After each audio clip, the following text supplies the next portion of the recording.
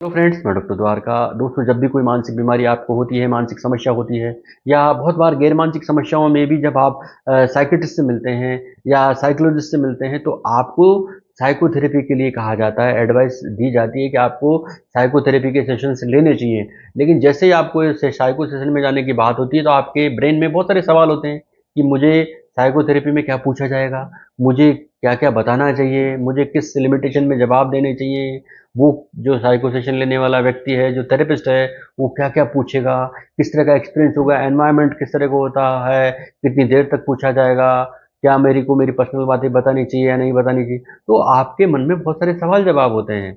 तो आप अगर जनरली साइकियाट्रिस्ट से पूछेंगे तो इतनी डिटेल में आपको वो नहीं बताएँगे या साइकोलॉजिस्ट भी आपको इतना डिटेल में नहीं बताएँगे। ये वीडियो ही एकमात्र तरीका है, इसमें मैं आपको ये बताऊँगा कि जब आप साइकोथेरेपी में जा रहे हैं तो आपको किस लिमिटेशन में बात करनी है, क्या एनवायरनमेंट होता है। तो इस वीडियो में आज हम बात करेंगे कि साइकोथेरेपी में बातचीत शुरू करने के खास तरीके क्या हैं और किस तरह का एनवायरनमेंट होता है, किस तरह के सवाल जवाब होते हैं, किस तरह की बातें आपको करनी चाहिए, किस तरह की बातें उसमें होती हैं। तो ये सारी जानकारी आपको इस वीडियो में मिलेगी। तो ये वीडियो बहुत काम का है।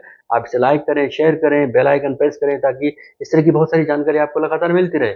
और अगर आप सब्सक्राइब करते हैं तो मुझे भी अच्छा लगता है, मुझे भी लगता है कि मेरी मेहनत सफल हुई। तो अब हम वीडियो पर आते हैं। दोस्तों, किसी भी थेरेपिस्ट से जब आप मिलते हैं तो मिलने जाते हैं या साइकियाट्रिस्ट आपको कहता है कि आपको साइको सेशन में जाना चाहिए, साइकोथेरेपी लेनी चाहिए, तो आपके ज़हन में बहुत सारे सवाल होते हैं कि मुझे जब मैं मिलने जाऊँगा, साइको सेशन में लेने जाऊँगा तो मेरा मुझे क्या-क्या पूछा जाएगा, मुझे क्या-क्या जवाब देना होगा। यानी पहली बार आप में डर हो सकता है, चिंता हो सकती है और ये बहुत ही नॉर्मल सी बात है, स्वाभाविक बात है। ये एक अजीब अनुभव हो सकता है।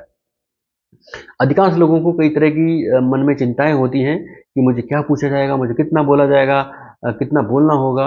लेकिन आप ध्यान ये रखें, मेन बात आपको इस साइको सेशन के बारे में ये ध्यान रखनी है कि आपका चाहे चिकित्सक हो, थेरेपिस्ट हो, वो आपके लिए, आपके साथ काम करता है। ये खास बात है। जब भी आप किसी साइकोथेरेपी के लिए जाते हैं और साइकोथेरेपिस्ट से मिलते हैं, तो वो जो थेरेपिस्ट है, वो आपके लिए, आपके साथ काम करता है और उसका जो है वो किसी के साथ आपके साथ न्याय करना उसका काम नहीं है।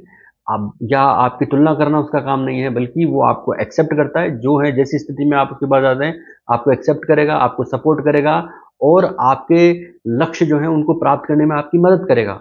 ये 3 चीज़ें आप ध्यान रखिए कि वो आपको एक्सेप्ट करेगा, आपको सपोर्ट करेगा और आपके लक्ष्य जो हैं चिकित्सकीय जो सेशन है, उसका जो लक्ष्य आप लेके चल रहे हैं, उसको प्राप्त करने में आपकी मदद करेगा। अब इस पॉइंट में हम आगे बढ़ेंगे इस वीडियो में, तो अब आता है चिकित्सक के संबंध कैसा होना चाहिए, आप और उसका संबंध कैसा होना चाहिए। तो आप और आपका चिकित्सक किस तरह एक-दूसरे के साथ मिलकर काम कर रहे हैं, ये थेरेपी का बहुत महत्वपूर्ण हिस्सा है और इसी को ही चिकित्सकीय संबंध कहते हैं। ये संबंध जितना मजबूत और भरोसेमंद होगा, उतने ही बेहतरीन परिणाम आपको मिलेंगे। ये बहुत क्लियर बात है। अगर आप दोनों में कोई शक-शुबा होगा, कोई किसी तरह की दुर्भावना होगी या मन में बहुत सारे कन्फ्यूजन होंगे, तो आपके रिज़ल्ट्स अच्छे नहीं आएँगे। इसलिए आपका संबंध मजबूत होना चाहिए, भरोसेमंद होना चाहिए ताकि आपको अच्छे रिज़ल्ट्स मिले। तो ये संबंध ऐसे भी नहीं है कि वो चिकित्सक जो है या थेरेपिस्ट जो है, वो आपके फ्रेंड हैं या मित्र जैसे हो गए, क्योंकि चिकित्सक की या थेरेपिस्ट की अपनी एक भूमिका होती है। वो आपके मित्र नहीं हैं, वो बहुत सारी जानकारी आपसे साझा नहीं करते, लेकिन एक अच्छा संबंध जब आप दोनों के बीच होता है, तो दोनों आप सहज महसूस करते हैं और रिज़ल्ट अच्छे आते हैं। तो अधिकांश लोग थेरेपी सेशन में जब जाते हैं, तो उन्हें ये पता नहीं होता कि थेरेपिस्ट से क्या बात करनी है। फिर चाहे आप थेरेपी में जाते समय कितने उत्सुक क्यों ना हो, फिर भी आपके अंदर एक दबाव होता है, आप एक प्रेशर फ़ील करते हैं कि मुझे क्या करना है। आप एक तरह से असहज महसूस नहीं कर पाते, परंतु याद रखें किसी भी थेरेपी सेशन का सबसे महत्वपूर्ण जो पार्ट होता है वो क्लाइंट का होता है, यानी कि पेशेंट का होता है। इसलिए आप ये खुद से पूछें कि मैं यहाँ क्या पाने आया हूँ और मैं क्या महसूस करना चाहता हूँ, मैं किस तरह का महसूस करना चाहता हूँ। इसलिए थेरेपी के लिए जब आप जाते हैं तो आप इन 7 बातों पर गौर करें, 7 बातों पर विचार करें और थेरेपी के लिए जाएँ ताकि आपकी थेरेपी का सबसे अच्छा रिज़ल्ट आए। तो नंबर 1, व्यक्तिगत इतिहास और पृष्ठभूमि। आप जब थेरेपी में जाते हैं या थेरेपी लेने के लिए जाते हैं तो आपको अपनी व्यक्तिगत इतिहास के बारे में पूछा जाएगा, आपको बताना होगा कि मेरा ये बैकग्राउंड है।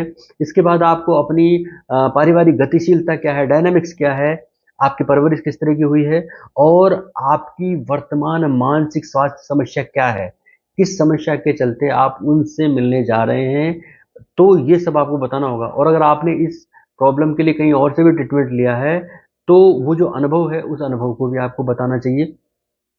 तो ऐसा करने से आप और चिकित्सक के बीच में बहुत ही सहजता होगी, बातचीत करना एक आपके लिए एक अनुकूलन हो जाएगा, एडॉप्शन हो जाएगा और ये आपको बहुत अच्छा रहेगा। तो व्यक्तिगत इतिहास और पृष्ठभूमि के बारे में बातचीत करने से आपको और आपके चिकित्सक को ये तय करने में मदद मिलती है कि आप एक दूसरे के लिए सही हैं या नहीं है, परफेक्ट हैं या नहीं है। जब आप एक दूसरे के बारे में मिलकर के बात करेंगे तो बहुत बार ऐसा लगता है कि हाँ, मैं एक सही जगह आ गया, ये चिकित्सक भी सही है, मुझे यहाँ थेरेपी ले लेनी चाहिए। और बहुत से मामलों में लगता है कि मैं गलत जगह आ गया, अब मुझे चिकित्सक बदलना चाहिए। तो आप जितने अच्छे तरीके से अपनी व्यक्तिगत इतिहास और पृष्ठभूमि को उसके सामने रखेंगे और वो सहजता से सुनेगा, उतना ही अधिक आपको इस थेरेपी का रिजल्ट्स आपको मिलेंगे। तो ये आपकी थेरेपी की सफलता की सबसे महत्वपूर्ण कुंजी है कि आप उनको अपने आप को वहाँ रिप्रेजेंट करें, उसको बताएं कि आपका व्यक्तिगत इतिहास, पृष्ठभूमि, आपकी वर्तमान स्वास्थ्य समस्या क्या है, चिंता क्या है, पारिवारिक गतिशीलता क्या है। इससे आपको और आपके चिकित्सक को तय करने में मदद मिल जाती है कि वो आपकी कितनी मदद कर पाएंगे। तो ये एक ऐसी चीज़ है जिसकी वजह से आप ये तय कर पाते हैं कि चिकित्सक का जो कार्य है वो आपको कितना रिजल्ट देगा, कितना बेनिफिट देगा। तो नंबर 2, वर्तमान चुनौतियाँ और तनाव क्या है, जिनके चलते आप एक थेरेपिस्ट से मिल रहे हैं। तो दोस्तों, थेरेपी की शुरुआत में आपको जो बहुत सारी अपनी जो वर्तमान स्वास्थ्य चुनौतियाँ हैं, बहुत सारी चुनौतियाँ होती हैं जिनके चलते आप साइकोथेरेपी में जाते हैं, साइको सेशन में जाते हैं। तो आपको ये सारी चीज़ें एक थेरेपिस्ट को बतानी चाहिए कि आपकी वर्तमान स्वास्थ्य चुनौतियाँ क्या हैं, आपकी तनाव क्या है, वो आपकी समस्या के लिए फिट है या नहीं है, ये वो जज करेगा। जैसे ही आप उसको बताएँगे तो वो सोचेगा कि क्या वो आपकी समस्याओं को ठीक करने के लिए सही व्यक्ति है या नहीं है। इसमें जब आपकी बहुत सारी समस्याएँ होती हैं, चाहे वो चिंता हो, तनाव हो, निराशा हो, और आप अगर बेवजह खुश हो रहे हैं, बिना कारण ही आप खुश रहते हैं, वो भी आपको बताना चाहिए। या आपके कोई तलाक का मैटर है, उसकी वजह से आप डिप्रेशन में हैं, तनाव में हैं, वो बताना चाहिए। या आपकी नौकरी छूट गई, या आपकी पढ़ाई अगर आप स्टूडेंट हैं कर रहे हैं, तो वो सारी बातें आप उनको बताते हैं। तो ये सारी आपकी वर्तमान चुनौतियाँ हैं, स्वास्थ्य चुनौतियाँ हैं या मानसिक समस्याएँ हैं, जिनके बारे में आपको खुल कर के बताना होगा। आप बिल्कुल बिना किसी रुकावट के आप उनको बताएँगे, तो आपकी जो थेरेपी सेशन है उसके रिज़ल्ट बहुत अच्छे आएँगे। और ये इनकी जो लक्ष्य हैं ये बदलते हैं। जैसे-जैसे आप थेरेपी में आगे बढ़ते हैं, आपके लक्ष्य बदलते जाएँगे। जिस लक्ष्य को लेकर के आप पहली बार मिलते हैं और फिर आप जब नेक्स्ट मिलते हैं, फिर नेक्स्ट मिलते हैं, तो आपके जो है लक्ष्य बदलते चले जाते हैं। तो आपको हर एक बात, जैसे-जैसे आपकी थेरेपी बढ़ती जाती है, आपको हर एक लक्ष्य को थेरेपिस्ट से साझा करना चाहिए, शेयर करना चाहिए। नंबर 3 पर आता है, आपके लक्ष्य क्या हैं? तो दोस्तों, थेरेपी के दौरान चर्चा का जो विषय है, जो आप चर्चा करने जा रहे हैं, उसका जो विषय है, वो ये होना चाहिए कि आप इस थेरेपी से क्या हासिल करना चाहते हैं? क्या लक्ष्य प्राप्त करना चाहते हैं? ये इसका विषय होना चाहिए। इसमें आपको चिकित्सक जो है आपको और चिकित्सक को एक ट्रीटमेंट प्लान बनाना होता है। जो ये जो तरीका है बातचीत करने का, जिसमें आप ये बताते हैं कि मुझे ये थेरेपी क्या हासिल कर रही, इससे क्या होगा? तो इससे क्या है कि आपको एक ट्रीटमेंट प्लान बनाने में मदद मिलती है। और इससे आपको मानसिक स्वास्थ्य चुनौतियाँ जो होती हैं, जो आपके लिए बहुत ही कॉम्प्लिकेटेड हो जाती हैं, तो धीरे-धीरे ये जब आप प्लान बनाते हैं, तो ये आपको बेहतर महसूस कराती हैं। और बेहतर महसूस कराती हैं, तो जैसे मान लीजिए किसी प्रियजन के साथ आपका संघर्ष हो रहा है और आप अपनी पूरी बात खोल के रख रहे हैं, तो जैसे-जैसे आप बताते जाएँगे थेरेपिस्ट को, वो अपने-अपने तरीके से आपको हैंडल करेंगे और आपको अच्छा महसूस होगा। इससे आपको कोई चिंता तनाव है वो कम होने लगेगी, डिप्रेशन है वो कम होने लगेगी। तो आप अपने लक्ष्यों को प्राप्त करने लगेंगे, लक्षणों को मैनेज करने लगेंगे। एंड नंबर 4 पर जो पॉइंट आता है, वो आता है आपकी भावनाएँ, यानी कि आपकी इमोशंस एंड फीलिंग्स क्या है और वो किस तरह आपको थेरेपिस्ट को बताने चाहिए। आप कैसा महसूस करते हैं? आप अक्सर कैसे इमोशन आपके हो जाते हैं किसी बात पर, किसी से आपको प्रॉब्लम है उसके दौरान कैसे इमोशन होते हैं, फीलिंग्स क्या हो जाती हैं?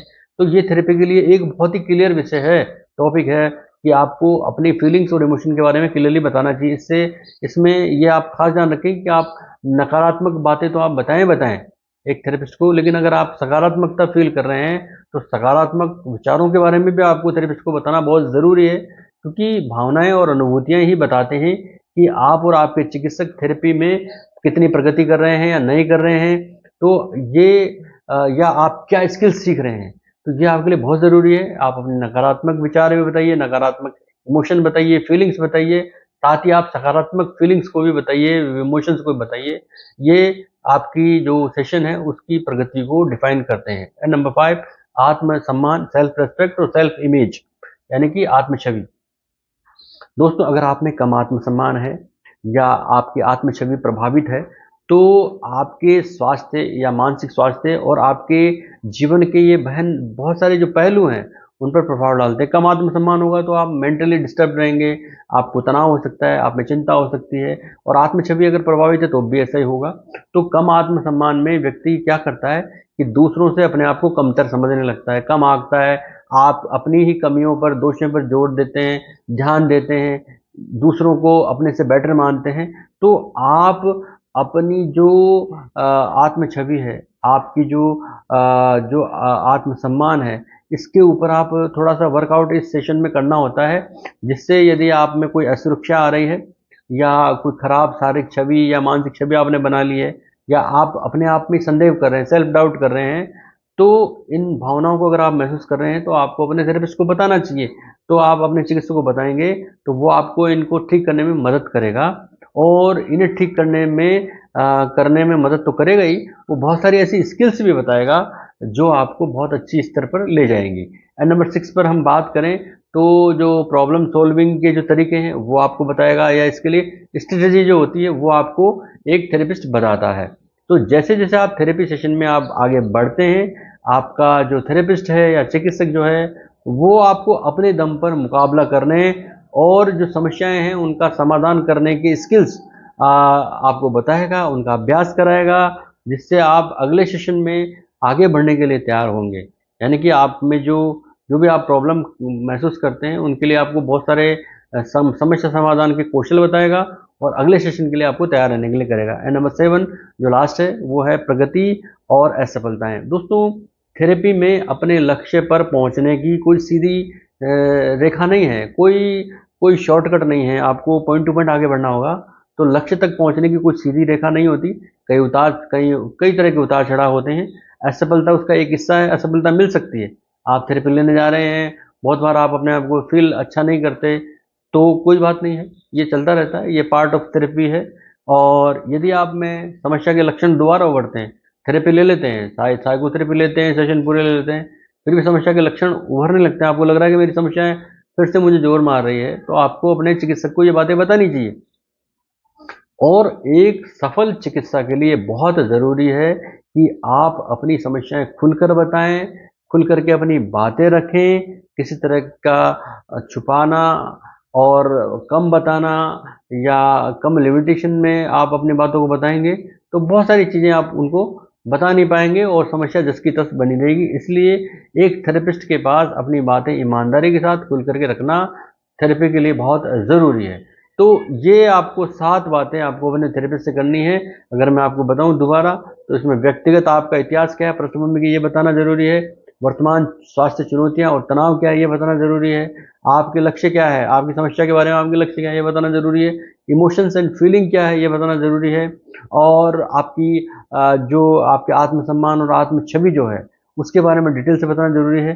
समस्या समाधान के तरीके जो हैं, फिर वो आपको बताएगा थेरेपिस्ट, वो आपको अडेप्ट करने हैं, उन पर प्रैक्टिस करनी है, ताकि आप अपने आप को ठीक कर पाएँ।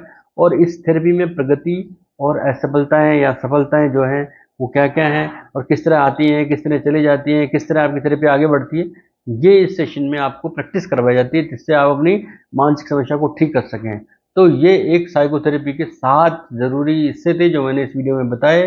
कैसे लगे, किस हद तक आपकी मदद हो पाएगी, ये आप मुझे कमेंट करके बताएं। मेरा ये वीडियो कैसा लगा, जैसा भी लगा हो आप मुझे कमेंट करके ज़रूर बताइए। और ये मेरा हार्ड वर्क है कि मैं आपके लिए ऐसी चीज़ें ढूंढ के ला रहा हूँ, और अगर आपको पसंद आता है तो लाइक करें, शेयर करें, ताकि और लोगों की भी मदद हो पाए, और वो साइकोथेरेपी के लिए बहुत खुले दिमाग से, बहुत अच्छे मन से लोगों से मिले, थेरेपिस्ट से मिले, और अपनी बात को रखे, ताकि वो ठीक हो सके। धन्यवाद, नमस्कार।